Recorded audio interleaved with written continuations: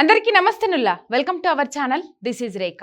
Right, రాష్ట్రంలో రాజకీయం రసవత్తరంగా మారింది.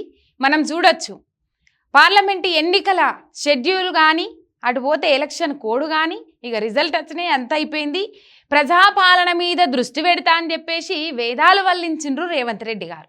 ఇలా పరిస్థితి చూస్తే ఎమ్మెల్యేల కొనుగోళ్ల కార్యక్రమంలో బిజీగా ఉన్నారు, ఎమ్మెల్యేలకు ఎరవేసుట్ల బిజీగా ఉన్నారు రేవంత్ రెడ్డి అనే అంశాలు తెర మీదకి వస్తూ ఉన్నాయి. చూడొచ్చు, మొన్న పోచారం మారిండు, ఇవాళ అట్లనే సంజయ్ కుమార్ కోరుట్ల బీఆర్ఎస్ ఎమ్మెల్యే సంజయ్ కుమార్ మారిండు. ఇక మరి మొత్తం మీద ఈ కార్యక్రమంలోనే బిజీగా ఉన్నారు రేవంత్ రెడ్డి అనే ముచ్చటనైతే మనకి ఇక్కడ క్లియర్ కట్గా అర్థమవుతా ఉన్నది. 65 మంది ఎమ్మెల్యేలతో గెలిచినము, అసలు పార్టీ సిద్ధాంతాలకు అనుగుణంగా పోవాలి. 65 మంది ఎమ్మెల్యేలతో గెలిచిన మనము ఇతర పార్టీల ఎమ్మెల్యేలను బలవంతంగా లాక్కోవాల్సిన అవసరం లేదు అని చెప్పేసి కొంతమంది వ్యతిరేకిస్తూ ఉన్నారు.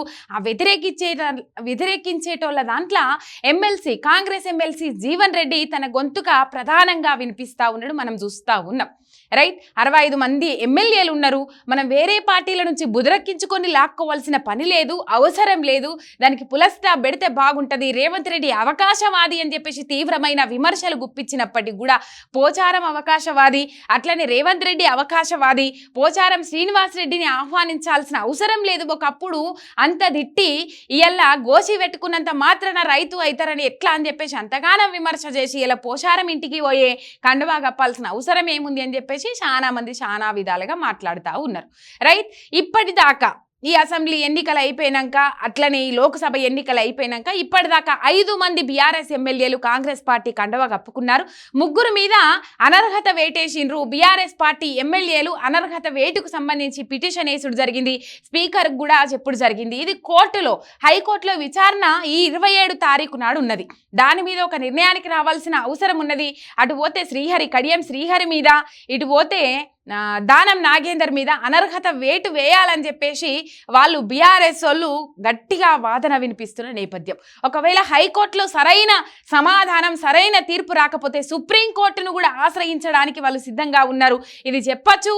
ఈ బీఆర్ఎస్ పార్టీ నుంచి ఈ మధ్య కాలంలో కాంగ్రెస్ పార్టీ కండువా కప్పుకున్నలకు పెద్ద షాక్ అనేది చెప్పుకోవాలి. మొత్తం మీద సుప్రీంకోర్టులో ఎటువంటి తీర్పు వెలువడుతుందో, మరి అనర్హత వేటేస్తారా లేకపోతే 3 నెలల టైం అవుతా ఉన్నది.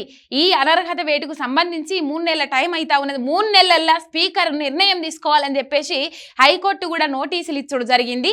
అదే మరి దీని మీద ఏం నిర్ణయం తీసుకున్నారో ఏం కథనో తెలియదు. ఇక వాళ్ళ కథ అట్లుండగా ఆ అనర్హత వేటేసిన వాళ్ళ మీద వాళ్ళది ఎటువంటి తీర్పు వెలువడక ముందే ఇట్లాంటి ఎమ్మెల్యేలందరూ పోచారం కావచ్చు, ఇటు సంజయ్ కుమార్ కావచ్చు, వీళ్ళందరూ బాట పడతా ఉన్నారు. ఇక సంజయ్ కుమార్ విషయానికి వస్తే 200 కోట్ల పెట్టుబడులు ఏవైతే ఉన్నాయో 200 కోట్ల టెండర్ల కోసమే పోయిండు సంజయ్ కుమార్ అనే అంశం తెర మీదకి వస్తూ ఉన్నది.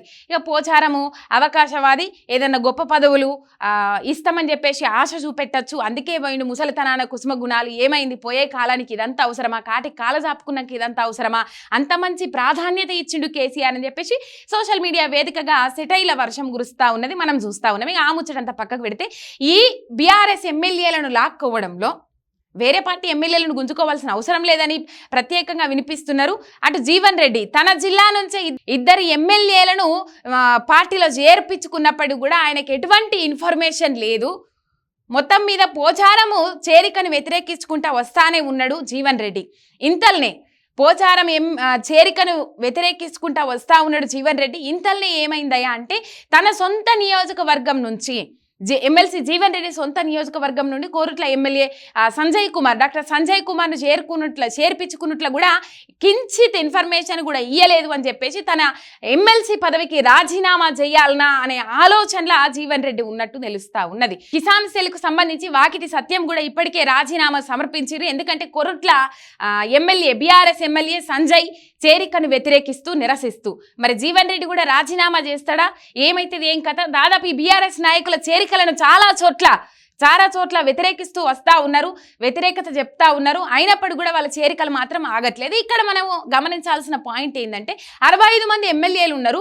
ఇక ప్రభుత్వం కూలిపోతుందని చెప్పేసి వాళ్ళకు భయం పట్టుకుందా ఏందా తెలియదు. కానీ మొత్తం మీద రేవంత్ రెడ్డి అయితే ఈ చేరికల కార్యక్రమానికి తెరలేపిండు.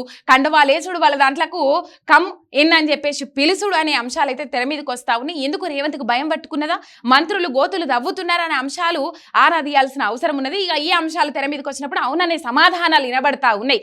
మరి చూద్దాం రేపు ఏమైతుంది. ఇంకా కొంతమంది రాజీనామా చేస్తారా? ఈయన చేరికల కార్యక్రమంతో తనకంటూ ఒక సైన్యం ఉండాలి, తనకంటూ ఒక క్యాడర్ ఉండాలి. కాబట్టి తను చేర్చుకొని తను పోయేటప్పటికి తను ఎంబడ తీసుకుపోదామని చెప్పేసి ఆలోచనలో ఉన్నారా అనేది తెలియదు. రేపు తెలుస్తుంది మరి.